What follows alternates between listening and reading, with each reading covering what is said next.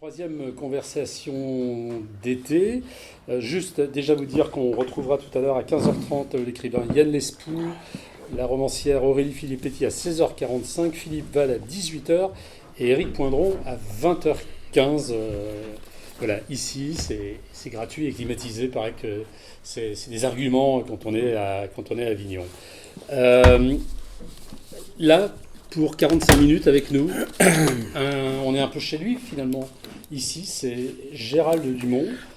Ça fait 2 années, je crois, qu'il est à la programmation de ce théâtre, le Transversal.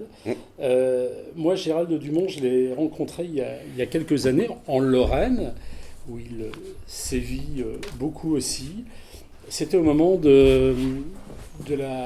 d'un spectacle qui a beaucoup tourné, dont on a beaucoup parlé, et on l'évoquera tout à l'heure. Gérald, c'est ce spectacle lecture autour de Lettres aux escrocs de l'islamophobie qui font le jeu des racistes de Charb.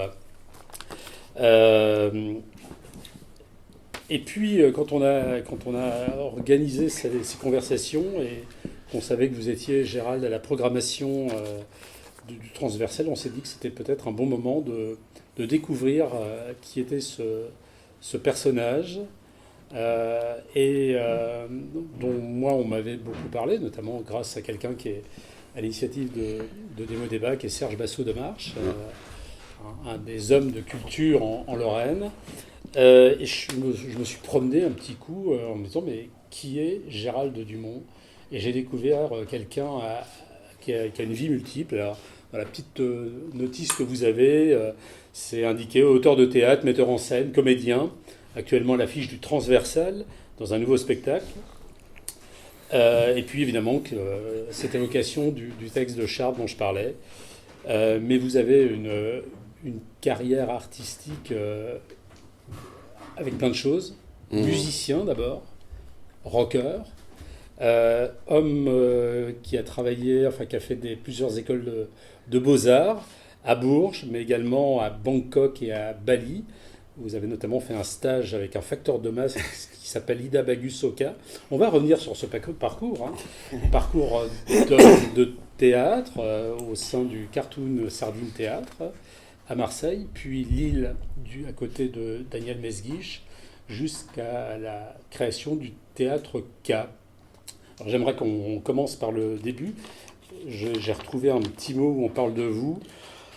Voyageur et amateur de rock, le travail de Gérald Dumont est toujours ancré dans la société contemporaine, liant engagement et poésie sur des sujets souvent clivants. C'est moi qui l'ai écrit. Comment Ah ben voilà. Je le connaissais. Comment démarre l'aventure Gérald Dumont? L'aventure dans l'art, dans différentes... Vous avez tout testé au niveau artistique. Bonjour, d'abord.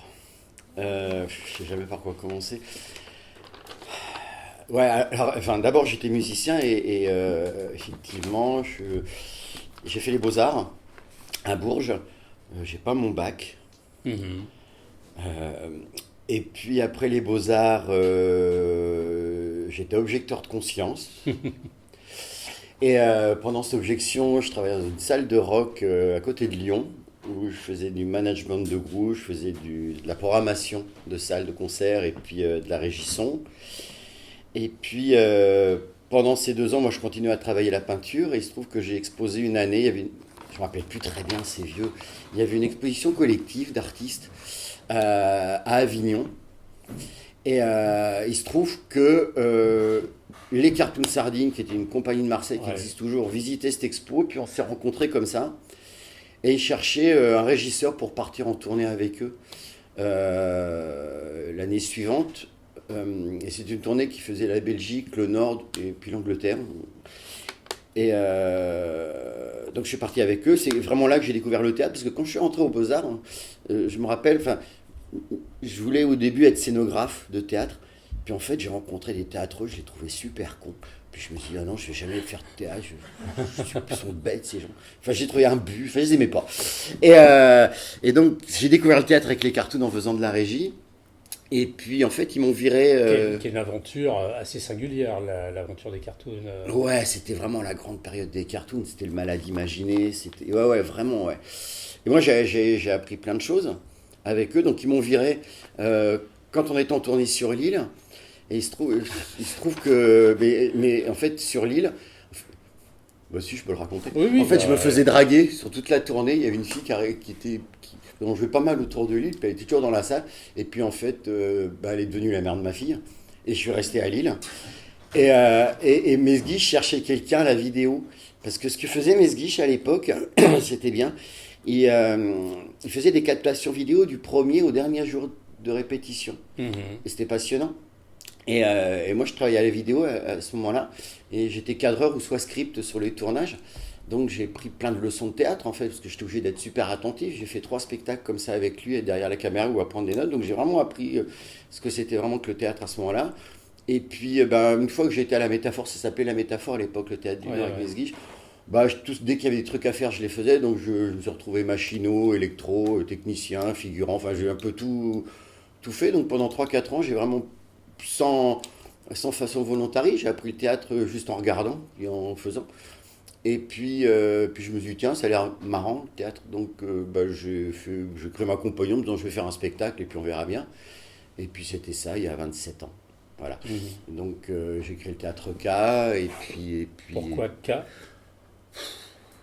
je sais plus. C'est une compagnie que j'ai créée avec Lucine Gérard et Corinne Maziro. Mhm. Et je crois.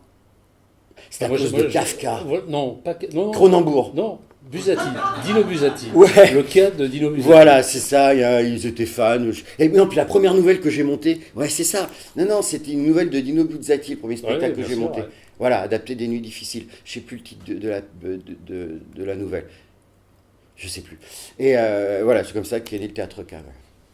Alors, de l'expérience Cartoon Sardine, il y a au moins quelque chose qui est resté, je trouve.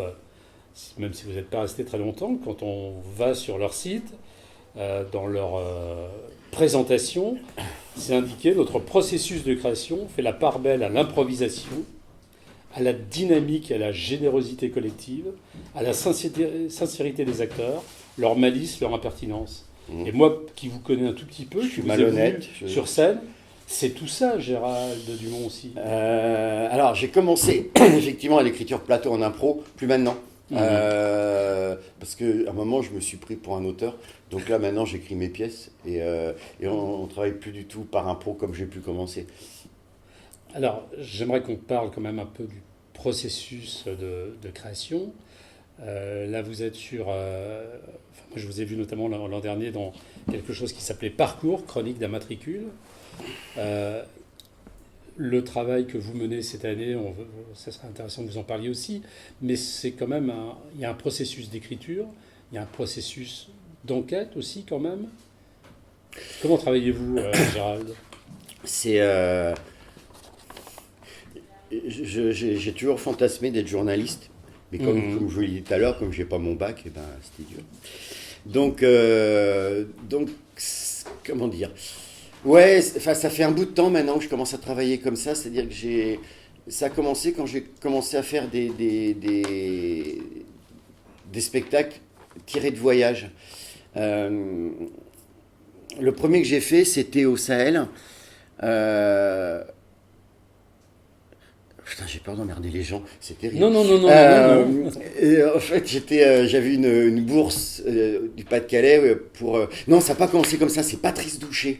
C'est Patrice Douchet du Théâtre de la Tête Noire de Saran. Et qui faisait un truc qui s'appelait, je crois que ça existe toujours, qui s'appelait Voyage en écriture. C'est-à-dire qu'il propose à 5 ou 6 auteurs de partir quelque part où il veut dans le monde et de revenir avec un texte. Et moi, j'avais fait le transsibérien, j'étais parti de Moscou jusqu'à Pékin, après j'étais reparti jusqu'à la frontière du Pakistan en traversant la Chine. Et donc j'avais écrit un texte qui s'appelle Taklamakan, qui est d'ailleurs en vente là-bas. Et c'est vrai que moi j'ai beaucoup passé de temps, surtout en pays ouïghour. Et ça commençait déjà à chauffer pour eux. Enfin, déjà, on peut dire que c'était occupé.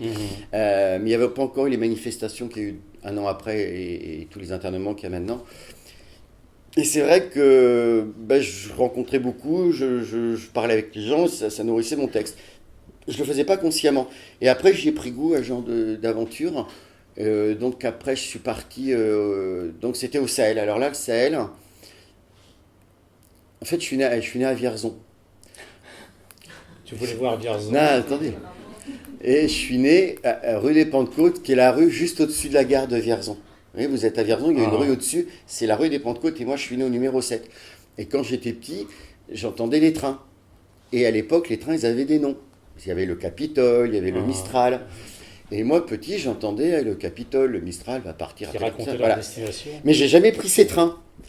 Et un jour, j'apprends que le Mistral a été vendu au Mali ou au Sénégal, je ne sais pas, pour faire la ligne Bamako-Dakar, non, dans l'autre sens. Et je me suis dit, bah voilà, tiens, je vais faire je vais faire quelque chose autour de ce train que j'ai jamais pris. Donc je suis parti à Dakar pour prendre ce train. Évidemment, c'était la saison des pluies, rien ne marchait. C'était bon. Alors j'ai vu les wagons, mais j'ai jamais pris ce train. Et il se trouve que, enfin, quand j'étais à Caille, donc je suis parti à Dakar, après je suis parti à Caille, qui est une ville au Mali. Je dormais dans, je ne sais plus pourquoi, j'étais hébergé dans une radio. Et à côté, il y avait, genre la préfecture, il y avait tout un débat autour de la migration. Et j'y suis allé, et ce jour-là, j'ai rencontré plein de gens qui travaillaient sur la migration, ce travail de la migration. Et je me suis dit, mais c'était un sujet super intéressant. Donc c'est là où, en fait, j'ai voyagé pendant 2 mois en suivant le parcours de migrants. C'est-à-dire, je rencontrais un migrant, il me dit, tiens, voir celui-là. Alors, je rencontrais des anciens migrants, je rencontrais des gens qui voulaient partir, je rencontrais des expulsés, je rencontrais des associations. Et avec l'idée d'en faire un texte qui devait être joué en brousse. Et donc, j'ai fait ce premier voyage, je rencontrais plein de gens. Je suis reparti la deuxième fois pour écrire ce texte. Et j'avais rencontré un monsieur qui s'appelle Tchekoura Traoré, qui est maintenant agriculteur, mais qui jouait dans le film d'Abderrahmane Sissako qui s'appelait Bamako. Et donc il avait une ferme, donc je suis resté 4 semaines chez lui pour écrire ce texte avec lui pour jouer en brousse sur la migration. Sauf que le jour où je suis arrivé en Afrique, je ne sais pas si vous vous rappelez, il y a eu 2 jeunes Français du nord de la France qui avaient été enlevés au Niger et qui avaient été tués. Donc la zone était devenue zone rouge. Donc évidemment le spectacle ne pouvait plus se faire. Donc après, je suis rentré en France et j'ai fait un spectacle sur le spectacle qui aurait dû exister. Voilà, j'ai raconté toute l'histoire du spectacle qui n'existait pas. Voilà, et après, j'ai fait la même chose avec Nathalie Grenat, par exemple, qui est la metteur en scène de parcours. On est parti au Brésil pour travailler sur un... Alors là, c'est encore une histoire hallucinante. C'était à Barbacena, qui est dans le... Ça va Non, vas-y. Qui est un asile psychiatrique dans l'état du Minas Gerais, mais en fait qui était un hôpital psychiatrique, mais qui était quand même plus un mouroir, parce que c'est un hôpital, je crois, qui était prévu pour 300 personnes, ils étaient 6000, et ils mettaient tout, hein, ils mettaient pas que les fous, ils mettaient les putes, les prostituées, les filles mères, les dépressifs, les alcooliques, bon, c'était un mouroir. Voilà, la seule façon de soigner les gens, c'était l'électrochoc. On me racontait que parfois, même, ils en mettaient tellement que les plombs de la ville sautaient. Et ce centre a fermé, enfin, sous cette forme-là, a fermé qu'en 86, maintenant c'est toujours un asile. Et quand j'ai appris ça, je suis vite allé à Barbacena, parce qu'en fait, je partais à l'origine. En fait, je voulais adapter Moravagine de Blaise Cendrars, et je voulais me la péter. Je voulais aller là où Blaise Cendrars envoyait son manuscrit. C'est une ville qui s'appelle Rio Preto au Brésil, donc je suis allé à Rio Preto pour travailler autour de Blaise Cendrars, puis en fait, je n'arrivais rien à faire, quoi. Et donc voilà, donc je suis arrivé à Barbacena, j'ai vu cet asile, et notamment, il y avait une patiente là-bas qui était sourde, aveugle et muette, qui était une ancienne malade, enfin elle était une ancienne prisonnière, on va dire, et qui s'en était sortie parce que, donc elle était sourde, aveugle et muette, et elle avait un camarade, on va dire, qui lui était handicapé sur un fauteuil roulant, donc lui disait où aller, et c'est elle qui le poussait. Voilà, donc on a fait un spectacle avec Nathalie qui s'appelait Ouma Maria ou José. Voilà, puis j'ai fait la même. Voilà, donc là aussi, on avait rencontré des malades, des anciens matons, des anciens prisonniers, des anciens docteurs. Et puis après, après, moi, j'ai refait un spectacle aussi sur la Palestine. Là, je suis allé plusieurs fois sur. Voilà, c'est le genre de travail que j'aime bien faire. Voilà. Alors, et voilà. L'an dernier, donc ça s'appelait Parcours, chronique d'un matricule. Le personnage qu'interprète Gérald Dumont est un drôlatique et mélancolique journaliste de radio qui cause dans le micro assez chouette et c'est hibou. Il a un côté un peu Peter Falk, comme ça, radiophonique. Hein. C'est un peu comme ça qu'on pourrait presque vous décrire, Gérald. Ce personnage, Parcours, ça racontait l'histoire d'une femme, Fatia B., femme, arabe et flic. Elle aussi, vous l'avez rencontrée pour Ah, bien sûr. faire ce travail? Alors, Parce que c'est un spectacle assez incroyable. alors d'abord, Jean-Pierre Moult, le personnage qu'on a créé avec Nathalie. J'allais en reparler de ce personnage. Bon, alors, parce Ouais. qu'en fait, il se trouve que j'écris parfois pour la presse et je signe sous ce nom-là. Donc, je voulais faire la boucle, en fait, avec un journaliste qui écrit vraiment pour la allons-y. presse. Qui est Jean-Pierre Moult? Bah, c'est mon double. Ouais. Non, mais c'est-à-dire que, ouais, il dit toutes les conneries que j'ose pas dire. Non, puis il a aussi une façon, je trouve, d'a- d'aller vers les gens que j'aime bien. Mhm. Et quand j'écris pour la presse et des portraits d'artistes, je le fais de la même façon que j'ai pu rencontrer Fatia, donc cette policière. Euh, Sauf que pour la presse, c'est 3500 signes, là, c'était pour faire un spectacle. En fait, ça s'est pas passé comme ça. Je suis obligé de revenir encore en arrière. Revenons non, mais en tout se arrière. tient, en fait. Mais c'est que ça se tient, c'est pour ça, il y a une logique à tout ça. Il se trouve que je me suis beaucoup intéressé aux flics à un moment. Et donc, je voulais faire un spectacle sur les flics.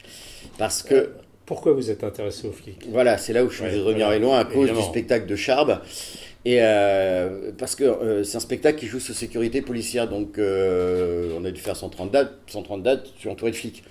Et puis, moi, Jean-Pierre Moult n'existait pas encore, mais déjà, moi, j'aimais bien causer avec eux un peu. Déjà, pour parler d'eux, de ce qu'ils faisaient là. Alors, des fois, ils m'envoyaient bouler, parce qu'ils n'avaient absolument pas envie de me parler. D'autres, j'ai eu des conversations vachement intéressantes. Et donc c'est là il est venu l'idée de faire un spectacle sur les flics. En plus j'ai commencé à travailler là-dessus, c'était vraiment au début des Gilets jaunes quand ça castagnait bien. Et donc j'ai créé un premier spectacle qui s'appelait Flic. Et en cours d'écriture, il y a un flic que je connaissais qui me dit mais appelle cette nana, elle est super intéressante. Et donc j'appelle cette fille qui s'appelle pas Fatia évidemment, qui me raconte sa vie. Et donc je vous la fais super court. Donc, né à Villeneuve-Saint-Georges dans les années 80, père et mère musulmans, mais bien musulmans. Et puis, elle prépare son bac, comme toute jeune fille du 17 ans, et elle apprend par hasard qu'elle va être mariée à son cousin et que la maison au bled est déjà prévue. Donc, elle fugue. Elle est recherchée par la police, elle est retrouvée, sa mère l'enferme 15 jours dans sa piole sans sortir, ce que je racontais dans le spectacle, elle lui donnait le pot de chambre tous les jours et puis elle lui donnait à manger sous la porte quasiment. Et puis elle arrive finalement à dire à sa mère, je vais travailler, comme ça quand je serai mariée c'est mieux, tout ça. En fait, elle fait vraiment ce qu'on appelle une taquia, quoi. Elle s'est cachée pour s'en sortir et elle travaillait, elle faisait des photocopies dans les galeries marchandes, à l'époque il y avait ça. Et elle voit passer 3 flics et elle se dit mais c'est ça que je veux faire. Voilà, j'ai envie d'être flic, j'ai envie d'aider les gens, j'ai envie d'appartenir à quelque chose. Donc elle a couru vers ses flics en disant moi je veux faire comme vous, je veux être flic. Et elle a passé le concours, elle l'a raté, elle s'est enfuie avec un mec, elle a été recherchée encore par la police, elle a été retrouvée. Et la jolie petite histoire, c'est que évidemment vous l'avez rompu avec toute sa famille. Et après, elle voulait passer de nouveau le concours, je ne sais plus comment ça s'appelle, c'est vraiment le bas de gamme des policiers. Hein. Et elle est obligée d'avoir un téléphone, donc elle achète une carte SIM, et là les flics la retrouvent. Donc elle est convoquée au commissariat, raconte son histoire aux flics. Et là, il prend son téléphone et lui dit écoutez, voilà, mademoiselle, je vous ai inscrit à cette école de police. Voilà, et c'est comme ça qu'elle est entrée dans la police. Et évidemment, pour que les choses soient beaucoup plus drôles, évidemment, son premier poste où elle était en poste, c'était là où il y avait toute sa famille, là où elle s'est fait traiter de pute, de salope, qui a donné son cul aux Gaulois, elle a même mis les menottes à son petit frère, enfin voilà. Et puis maintenant, les brigadières, et puis voilà, c'est vraiment quelqu'un que j'ai rencontré. Le spectacle du moment, celui qui passe ici tous les jours, sauf le mercredi à 18h30, c'est un spectacle qui se passe de l'endroit où on vient, du côté des friches industrielles, Ouais. de l'Est de la France. Alors ça, c'est normalement, donc l'histoire de la fliquette, ça s'appelait Parcours 1. Ouais. Le Parcours 2, normalement... Parcours avec un K d'ailleurs. Ouais, ça fait punk. Ouais. Et théâtre K. On devait travailler sur sur l'agriculture, sur le monde paysan. Ouais. On devait travailler sur le monde paysan. Et puis juste avant que je commence à y travailler, il y a eu le Covid. Et puis il se trouve que Esch-sur-Alzette, qui était capitale européenne de la culture, et puis mes 12 amis de la culture fabrique m'ont demandé d'écrire un texte. Enfin, nous, on demandé à Nathalie et moi de travailler sur un parcours 2 autour de... Nathalie Grenat qui qui est là-bas. par là, ouais. Sur la rénovation d'une friche industrielle qui va devenir une Smart City, qui est juste à côté de la Culture Fabrique, qui est une ancienne, qui est une usine ArcelorMittal, qui est fermée, je crois, depuis une vingtaine d'années, et qui va devenir dans 20 ans une Smart City. Alors Smart City, c'est les villes connectées, c'est trop bien. Vous avez votre téléphone et vous êtes connecté tout le temps avec la ville. Non, c'est une horreur. Enfin, il y a plein de choses bien. Enfin, voilà, en fait, en tout cas, ils sont dans une espèce de choses comme ça. Et moi, j'y connaissais absolument rien en architecture. Donc, Nathalie et moi, on a été rencontrer des architectes, on a rencontré des anciens ouvriers de cette usine, parce que c'était un enjeu important pour eux aussi, de voir ces gens qui avaient travaillé, qui avaient passé leur vie dans une usine, et puis qu'un jour, cette usine va être réhabilitée en Smart City. Et donc on a travaillé là-dessus. Donc c'est Jean-Pierre Moult qui raconte cette histoire. Alors là c'est un peu plus romancé, c'est-à-dire que effectivement je parle d'un architecte que j'ai inventé. Mais j'ai été pioché un peu chez plein de gens que je connaissais. J'ai eu beaucoup aussi pompé sur moi pour créer cet architecte qui se trouve confronté à cette réhabilitation de friche et tous les enjeux qu'il peut y avoir aussi bien écologiques que sociaux, les rapports ambigus qu'il peut y avoir avec les politiques et puis aussi avec ses ouvriers, avec cette mémoire. Et puis aussi, je crois, beaucoup d'affectifs et beaucoup d'humain dans ce genre d'histoire, mine de rien. Et puis c'est vrai qu'on a découvert aussi ce que c'était que le monde de l'architecture, des architectes. Moi, je croyais que tous les architectes, c'était des gens nouvelles, qui étaient très riches, qui avaient des grosses bagnoles. Et en fait, non. Ouais. Gérald Dumont, il a besoin de ce personnage de Jean-Pierre Moult pour écrire ou pour aller à la rencontre d'histoire. En ce moment, c'est mon truc, mais peut-être qu'un jour ça me passera, je sais pas. Non, en ce moment, je l'aime bien, non. Mais il est sympathique, Jean-Pierre Moult. Ouais, puis non, ouais, c'est vrai que j'en ai besoin. Ouais, en fait, c'est vrai que j'en ai besoin. Même les bouquins, les fictions que j'écris, il faut qu'ils soient là aussi. Enfin, oui, c'est vrai que je suis un peu obsédé par ça. Je vais avoir un problème. Donc je reviens sur ce texte là que j'ai trouvé tout à l'heure qui parlait de vous mais qui a été écrit par vous. Donc un travail toujours ancré dans la société contemporaine, liant engagement et poésie, on l'a dit, sur des sujets souvent clivants. La rencontre avec le texte de Charb, il se fait comment? Et cette envie de le dire et de tourner longtemps avec et parfois dans des situations extrêmement compliqué. Vous avez parlé de protection rapprochée, mais ça a été aussi des moments de censure, de manifestation, des moments très lourds. La rencontre, elle se fait le 7 janvier 2015, tout simplement. Il y a le 7 janvier 2015 à 11h, enfin 10h30, 11h du matin, et puis surtout ce qui se passe à partir de midi, où il y a les premiers... les premiers enfoirés qui commencent à dire qu'ils l'ont bien cherché, quoi. Et là, c'était juste pas possible. Donc, mais vraiment, j'exagère pas quand je dis qu'une heure après, ça a commencé. Hein. Et donc, je voulais faire... Ouais, c'est pas que je voulais faire... Enfin, si je voulais... Enfin, ça n'a pas été pensé comme ça. Ça n'a pas été pensé comme ça. Moi, je suis un artiste, donc je me dis, qu'est-ce que je peux faire? Rien. Et puis, j'avais commencé il y a un bouquin qui s'appelait Prendre date de Boucheron et je ne sais plus. Boucheron et Rigoulet. J'avais trouvé vachement bien, j'avais commencé à travailler là-dessus et en fait, on m'a offert le bouquin de Charb dès qu'il est sorti. Un copain qui, pour ceux qui connaissent, c'est le chanteur des Marseillais et son orchestre, qui est un grand ami de Charb, c'est un groupe, parce qu'il m'arrive de faire de la mise en scène aussi de spectacles rock. Je les avais mis en scène à l'Olympia et ils ont un autre groupe qui s'appelle Hélène Renaud que j'ai mis en scène aussi. Bref, il me donne ce bouquin et c'est évident. Enfin, je me dis voilà, c'est ça qu'il faut faire. Mais c'est un travail qui a été fait. Franchement, je l'ai fait en 15 jours. Mais c'était tellement évident. Enfin, je l'ai fait en 15 jours, même pour la petite histoire, je n'ai même pas demandé les droits, quoi. Enfin, je l'ai fait. Mais en plus, je m'étais dit, je vais le faire une fois. C'était. J'ai mis plus de temps à trouver une salle qu'à faire le spectacle, hein, quasiment. Hein. Donc, et puis, avec quand même cette envie de se dire que je voulais que ça soit pour les jeunes, je voulais que ça soit pour les gosses. Je disais, bon, les vieux, ça va, ils sont cons, c'est leur problème.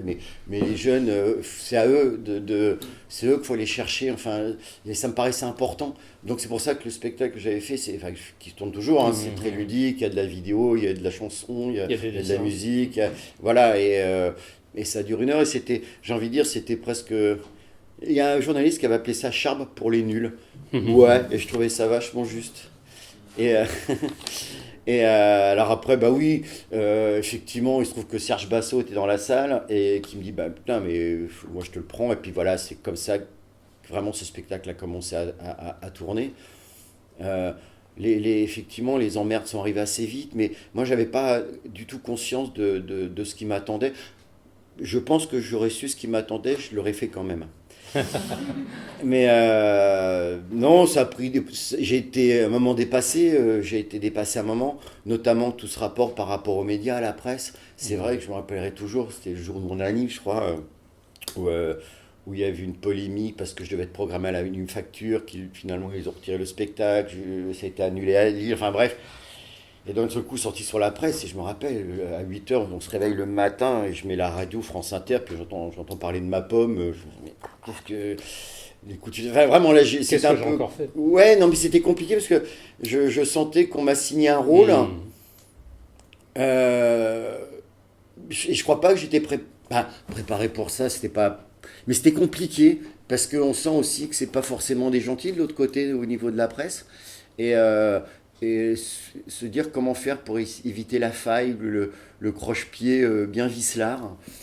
Et donc, pareil, on est, je crois, à 140 dates. Et puis, donc, bah oui, mais l'histoire de la protection policière, enfin, très sincèrement, je pense que c'est pas moi le plus à risque. Moi, j'avais toujours peur que ce soit pour les gens qui font la queue. C'est surtout ça, en fait. La seule fois où le type avait oublié la sécurité, et j'ai failli pas jouer, je fais non, je vaux moins de flics, quoi. C'était à Liège. Et 1 semaine après, il y a un type qui se faisait poignarder à Liège par un islamiste. Voilà, donc on n'est jamais à l'abri. C'est pour ça que même encore aujourd'hui, je demande. Voilà, ça fait partie. Et je trouve en plus, quand on a. C'est bon, je peux continuer? Oui, vas-y. Quand on est venu jouer une première fois ici à Avignon, on a joué 5 jours à Loul. Et c'est vrai que c'était vraiment. Charlie avait vraiment mis les moyens, c'est-à-dire que cette semaine-là, quand on a acheté Charlie Hebdo, il y avait le bouquin qui était donné. En plus, pendant 5 jours, on a eu pléthore d'invités, des Pelous, de tous les banques de Charlie. Donc, c'était très, très, très, très, très, très, très, très, très sécurisé. C'était place de Loul, il y avait 60 CRS autour avec les armes, les machins, les trucs. Il y a des gens qui avaient peur. Et alors, on se disait. Il y avait des mecs en armes dans la salle. Et je trouve que d'un seul coup, ça donnait encore plus de légitimité à ce que je faisais. Ça voulait, vous vous rendez compte où on en est, quoi. Je suis en train de lire un texte d'un mec qui faisait des petits bonhommes avec un gros nez. Et on en est là, quoi. Je trouvais ça terrifiant. Mais ça, il est toujours, hein, d'ailleurs. Hein. Mais c'était presque, c'est terrible à dire, ces flics devant la selle, ça scénographie presque le spectacle. C'est terrible. Hein.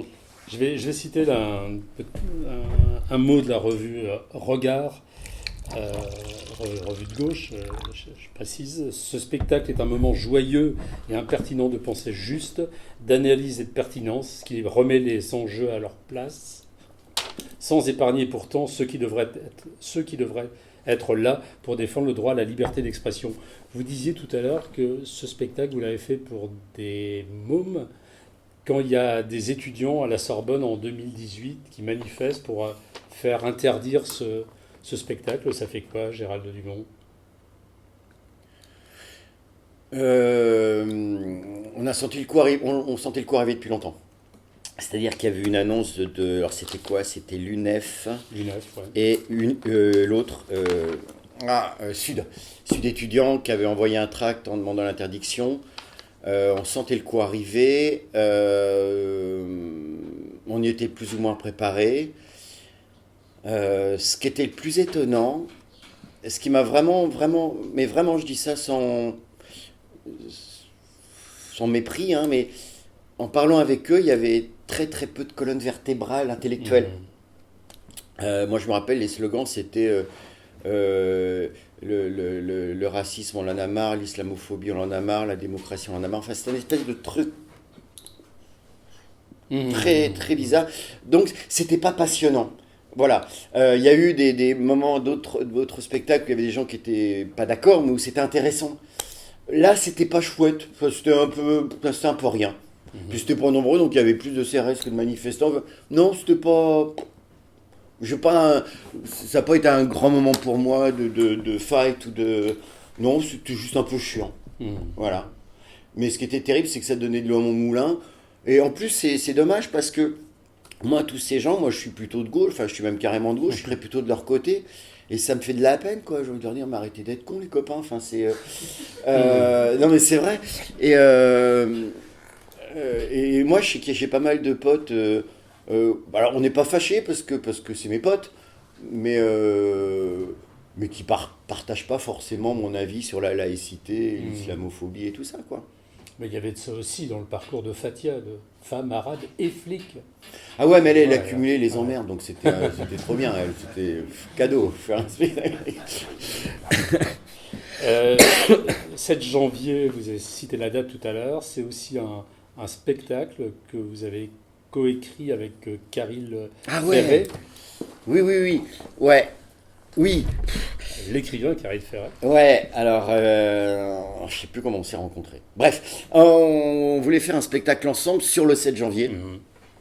On avait commencé à travailler dessus. Et puis, arrivé le Bataclan, je me rappelle, il m'a appelé le lendemain et en me disant, mais on peut plus faire ça.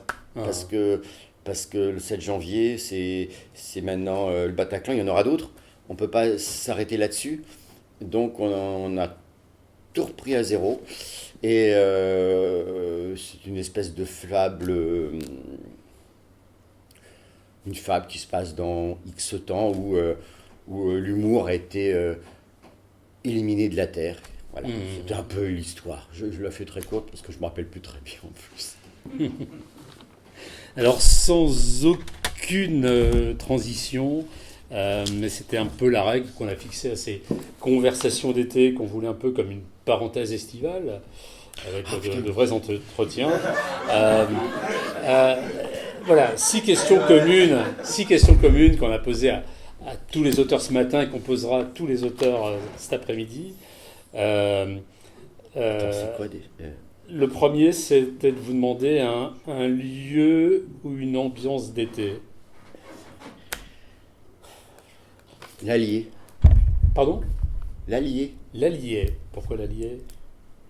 C'est beau l'Allier. Oui. Vichy. Ouais. Non, voilà, non, parce que j'aime bien là-bas. Pour moi, c'est les vacances. J'aime bien. C'est des vacances de jeunesse, peut-être, du coup ? Ouais. D'accord. Puis j'y vais toujours. Ouais. Non, j'aurais pu dire Bretagne, mais s'il y avait des Corses dans la salle, j'aurais pu dire Avignon aussi, quoi. Ouais, donc voilà l'Allier. Voilà, l'Allier, c'est bien. Une chanson d'été. Aucune Alors, on a idée. déjà eu tout eu ce matin. Putain, je sais. Une chanson d'été.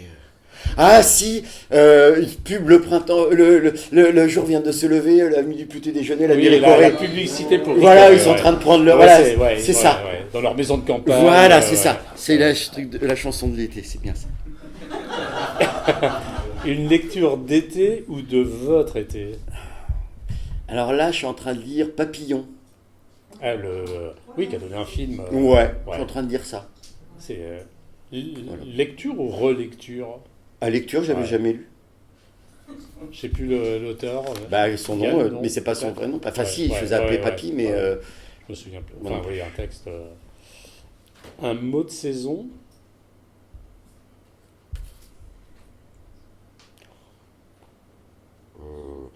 Mot de saison. Bon anniversaire, parce que c'est l'anniversaire de ma mère aujourd'hui, j'ai oublié de l'appeler. Vous allez pouvoir le faire. Ouais, après, il faut que je l'appelle. Tout à l'heure, c'est le jour de relâche. Voilà. Vous ne jouez pas ce soir, donc. Peut-être plus difficile, un plat d'été. Des nouilles. Non, j'ai envie de dire barbecue, mais s'il y a des véganes, je vais me faire pourrir. Donc, des nouilles, c'est rien, c'est neutre, c'est bien. Ah non, mais je sais pas, ouais, de nous. Assaisonné avec quelque chose. Ouais, un au peu un pistou, filet d'huile voilà, d'olive, machin, peut-être. voilà, huile d'olive, machin. Voilà. Ouais. Je suis désolé, c'est nul, hein, mes réponses. Ah, non, c'est pas mal aussi. C'est vrai? Et- c'est original, quelqu'un dit c'est original. On se souviendra que Gérald Dumont est original. Et parce que nous sommes à Avignon et dans un théâtre que vous connaissez bien, mais là vous pouvez prendre un peu plus de temps et avoir plusieurs choix, une émotion de spectatrice ou de spectateur, pas forcément Avignon, et pas forcément en regardant Gérald Dumont dans un théâtre. Eh ben, je crois que c'est... Ah si, je m'en rappelle. Alors, moi, ce qui m'intéresse dans le spectacle, ce qui m'a toujours intéressé, c'était pas ce qui se passait sur ce plateau, c'est ce qu'on voyait pas. Et moi, quand j'ai commencé, j'en ai rien à foutre des spectacles. Moi, ce qui m'intéressait, c'est la technique. Ouais. Et donc, on parlait de Mesguich tout à l'heure. C'est quand la première fois j'étais machinot sur un spectacle de Mesguich, où il y avait plein de changements de décor, et je trouvais ça fascinant. Et j'ai adoré ce mois de spectacle où il fallait que j'amène un canapé très vite, descendre des trucs, machin. J'ai adoré ça. Mais c'est vrai, hein, vraiment. Et puis j'aimais bien parce que quand le spectacle fini, on descendait au bar, puis je ressemblais à un comédien, il y a plein de gens qui venaient me voir, et me disaient « Bravo, hein, bravo !» J'ai adoré. Dans ce festival d'Avignon, il y a quelque chose que vous recommandez, que vous avez vu? J'ai vu Le Moine Noir. Franchement, très bien. Vraiment, j'adorais. Non, j'ai rien eu le temps de voir encore. Ça fait qu'une semaine que ça a commencé. Puis quand on joue, surtout au début, on n'a pas trop la tête à aller voir les copains. Donc non, j'ai aucun conseil à vous donner. Voilà, donc on vous recommande ce spectacle. Vous nous rappelez, le lieu c'est ici. 18h30. Parcours 2, La Friche et l'Architecte. Mise en scène Nathalie Grenard. Et il y a quelques-uns de vos textes qu'on retrouve à la librairie, voilà, qu'on recommande d'acheter. Merci infiniment Gérald Dumont. De rien. De ce petit parcours ce petit parcours avec un K aussi, qui permet aussi un petit peu de mieux vous connaître et d'avoir envie d'aller voir vos spectacles. Merci infiniment. C'est moi.